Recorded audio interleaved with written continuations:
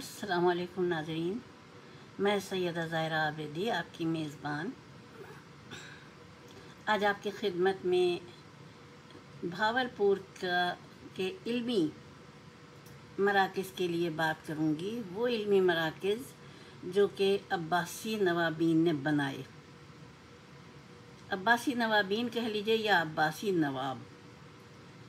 شروع کرتی ہوں۔ بسم اللہ الرحمن الرحیم۔ رب اشرح لی صدری ویسر لی امری واحلل عقدۃ من لسانی یفقہوا قولی۔ بات شروع ہوتی ہے یہاں سے کہ سلطنت بنی امیہ جو کہ بہت امیر ترین سلطنت ہوا کرتی تھی اپنے زمانے میں، جب عباسی خلفاء نے وہ اس پر قبضہ کیا یا مل گئی انہیں، جو بھی کہیے، تو پھر انہوں نے اپنا حساب کتاب جاری رکھا حکومت کا، یہاں تک کہ تاتاری آ گئے اور انہوں نے بغداد کو تاراج کر دیا۔ اب عباسی حکومت ختم ہو گئی اور ان کے جو آل اولاد تھی وہ نکل کے دنیا میں ادھر ادھر پھیلی۔ اب اور جگہوں کے متعلق تو میں نہیں جانتی ہوں، لیکن مجھے یہ معلوم ہے کہ انہوں نے یہاں آ کے بر صغیر میں آ کے انہوں نے بھاولپور کی زمین کا انتخاب کیا۔ اس زمانے میں بھاولپور وغیرہ تو کچھ تھا نہیں، بس ہند ہی کہلاتا تھا، اور یہاں پر انہوں نے بہت ہی بہترین کام کروائے، جیسے کہ محلات بنائے، باغ بنوائے اور دوسری عمارات بنوائیں جو کہ آج بھی لہلہا رہی ہیں اور عوام ان کو دیکھتے جاتے ہیں۔ اب تو وہ آثار قدیمہ میں شمار ہو رہے ہیں، اور لیکن ان کی آب و تاب آج بھی ویسی کی ویسی ہے۔ ان محلات میں سفید محل ہے، پھر خود ان کا جو خلیفہ نواب تھے صادق محمد خان، ان کا اپنا محل ہے، اور اس کے ساتھ ساتھ وہ خالی محلات نہیں بناتے تھے بلکہ باغ بھی بناتے تھے۔ اس قدر خوش ذوق لوگ تھے وہ۔ ان میں ایک 5ویں نواب جو تھے، نواب بہاول خان عباسی اول، انہوں نے دریائے ستلج کے جنوب میں ایک نئے شہر بھاولپور کی بنیاد رکھی۔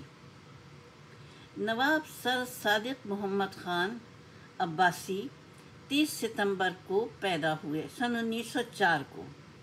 وہ نواب حاجی محمد بہاول خان خامس عباسی کے اکلوتے فرزند تھے۔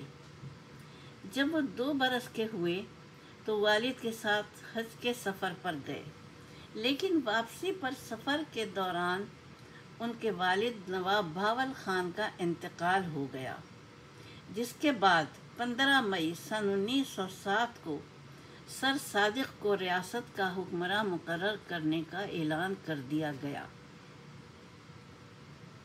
مگر چونکہ نواب صادق بہت کم سن تھے، لہٰذا ان کی تعلیم و تربیت اور ریاست کے انتظام و انصرام کے لیے حکومت برطانیہ نے ICS آفیسر سر رحیم بخش کی سربراہی میں کونسل آف ریجنسی قائم کر دی۔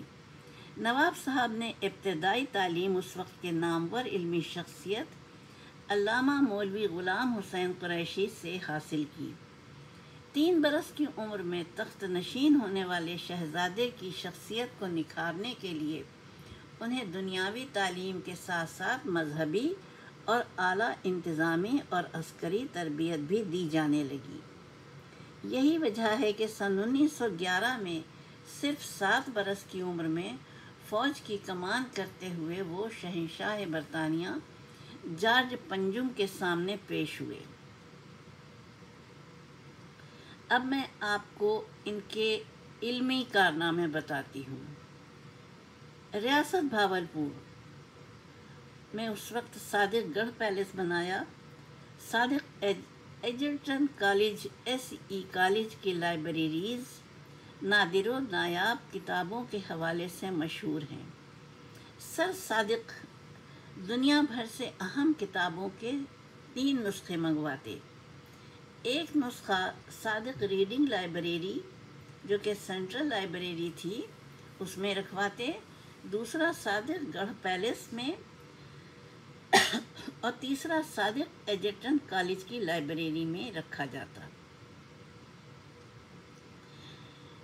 یہ چونکہ باہر یورپ بھی جا چکے تھے اس لیے ان کو یورپی نظام تعلیم بہت پسند آیا تھا اور یہ چاہتے تھے کہ بھاولپور ریاست میں بھی ایسی ہی وہ بنائی جائیں اکیڈمیز جو کہ بالکل اس کی ٹکر کی ہوں یورپین اکیڈمیز کی۔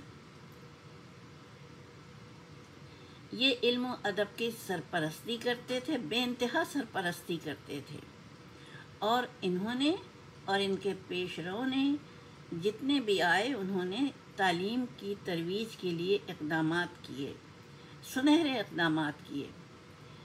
نواب صادق نے سن 1925 میں جدید تقاضوں سے ہم آہنگ دینی مدرسے صدر دینیات کو ترقی دے کر جامعہ الازہر کی طرز پر جامعہ عباسیہ قائم کیا۔ یہ پورے بر صغیر میں اپنی نوعیت کا واحد ادارہ تھا جہاں طلباء مختلف مکاتب فکر کے علماء و اساتذہ سے اکتساب فیض کرتے تھے۔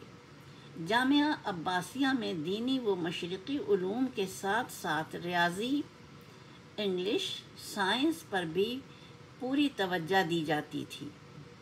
اس کے علاوہ طب یونانی کی تعلیم کے لیے انہوں نے سن 1926 میں جامعہ عباسیہ کا ذیلی ادارہ طبیہ کالج قائم کیا جو آج بھی پنجاب کا واحد سرکاری طبیہ کالج ہے۔ نواب صادق مرحوم کا بڑا کارنامہ، ایک بہت بڑا کارنامہ، ایچیسن کالج کی طرز پر سن 1954 میں صادق پبلک اسکول جیسے اعلیٰ معیاری ادارے کا قیام عمل میں لائے۔ مذکورہ ادارے کے لیے نواب صاحب نے اپنی 450 ایکڑ ذاتی زمین دینے کے علاوہ تعمیر کی مد میں بھی مکمل مطلوبہ فنڈز بھی فراہم کیے۔ جب میں یہ پڑھ رہی ہوں تو یقین کیجئے میرا دل فخر سے بھرا جا رہا ہے ایسے شخص کے لیے۔ قبل ازیں قیام پاکستان سے پہلے دریائے ستلج میں ستلج ویلی پروجیکٹ کا بھی افتتاح کیا جس کے تحت دریائے ستلج پر 3 ہیڈ ورکس سلیمان کی، ہیڈ اسلام اور ہیڈ پنجنت تعمیر کر کے پوری ریاست میں نہروں کا جال بچھا کر غیر آباد زمینوں کی آباد کاری کے لیے مختلف علاقوں سے آباد کاروں کو ریاست میں آباد ہونے کی ترغیب دی اور ان کو سہولیات دیں۔ نئی منڈیاں قائم کر کے ہارون آباد، فورٹ عباس، حاصل پور، چشتیاں، لیاقت پور، صادق آباد جیسے شہر بسائے گئے اور یہیں سے نواب سر صادق اور قائد اعظم محمد علی جناح کے درمیان لازوال دوستی کا رشتہ بھی قائم ہوا۔ اب دیکھیے یہاں تک میری پوسٹ تھی، اب میں آپ کو بتا رہی ہوں کہ بلکہ میں تھوڑی سی پوسٹ اور لے کے آگے چلتی ہوں۔